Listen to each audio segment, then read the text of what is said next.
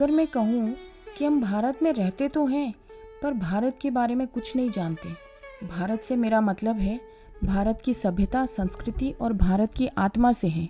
हम सब भारतीय हैं, पर क्या हम में भारतीयता है? भारतीयता से मेरा मतलब है भारत को जानना, समझना और भारत का हो जाना। क्या हम भारत के हो पाए हैं? अगर हो पाए हैं तो कितना जानते हैं हम भारत के बारे में? बुद्धिजीवियों से अगर सुनेंगे हम तो भारत की बुराइयां ही कहते हैं, वो आलोचना करते हैं। क्योंकि भारत के बारे में जानते नहीं हैं तो हमको भारत की भाषा, सभ्यता, संस्कृति पर गर्व नहीं होता है।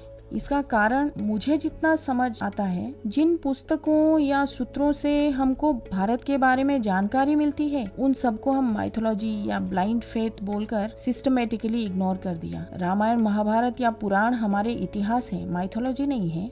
ये पुस्तकों में जो घटनाएं घटी हैं वो सब सत्य है। एक समय पर वो घटनाएं घटे हैं, हुआ था ये, तो हम इनको माइथोलॉजी क्यों बोलते हैं? इतिहास के नाम पर हम बस रामानंद सागर के 100 एपिसोड वाला रामायण या B.R. चोपड़ा के 100 एपिसोड वाला महाभारत को ही जानते हैं। पर ये 100 एपिसोड के बाहर भी भारत की सभ्यता, संस्कृति, इतिहास है। हम सुनते हैं कि हमारा इतिहास 5000 साल पुराना है। आजकल सब जगह बोला जाता है भारत का इतिहास, भारत की सभ्यता 5000 साल पुरानी है और इससे गर्व अनुभव करते हैं हम। पर ये 5000 साल केवल कलयुग के हैं, ये कोई नहीं बोलता। क्या समय चक्र में बाकी युगों के समय में भारत नहीं था? सत्य, त्रेता, द्वापर, इन समय में भारत के इतिहास भारत का इतिहास नहीं है? इनको हमें जानना जरूरी नहीं है?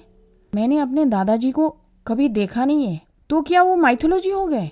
मैं उनको काल्पनिक कहना चालू करूं? ये तो गलत होगा ना। हाँ, मानती हूँ इतनी पुरानी सभ्यता होने के कारण हमारी संस्कृति में कुछ कुरीतियां आ गई हैं, पर वो तो किसी भी पुरानी सभ्यता में आ सकती है। खाली भारत की बुराइयां ही हम क्यों देखते हैं?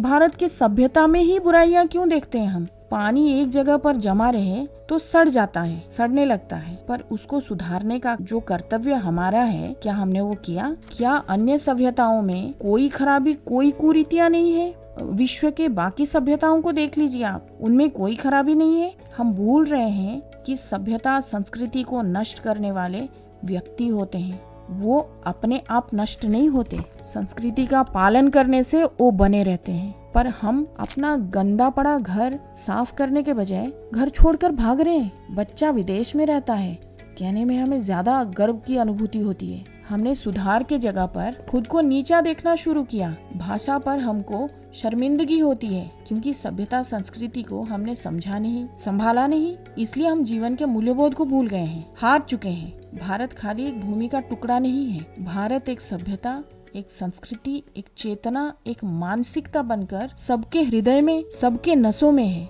भारत की आत्मा बहुत महान गुण है। भारत की जो सभ्यता है वो सत्य, दया, तप, शौच, त्याग, सहनशीलता, उदार भाव, त्याग, तपस्या भारत की आत्मा है। इन महान गुणों पर टिका हुआ है भारत की सभ्यता। पूरी भारतीय सभ्यता इन्हीं महान गुणों पर टिका हुआ है। इस धरती के हर कदम पर भगवान राम और कृष्ण जैसे व्यक्तित्व की निशानियां हैं। देवी देवता, ऋषि मुनियों की भूमि है ये। कुछ लोग पूरी धरती को एक करके सीमाएं मिटा देते हैं। वो भूल जाते हैं भारत स्वतंत्र है बाकी जगहों से। इस धरती पर जन्म लेने के लिए देवी देवता प्रार्थना करते हैं। इस धरती के वैशिष्ट्य को जानने के लिए जुड़े रहिए मेरे साथ। मैं ले चलूंगी भारत भ्रमण पर। जानेंगे भारत की वास्तविक सभ्यता, संस्कृति के बारे में। धन्यवाद।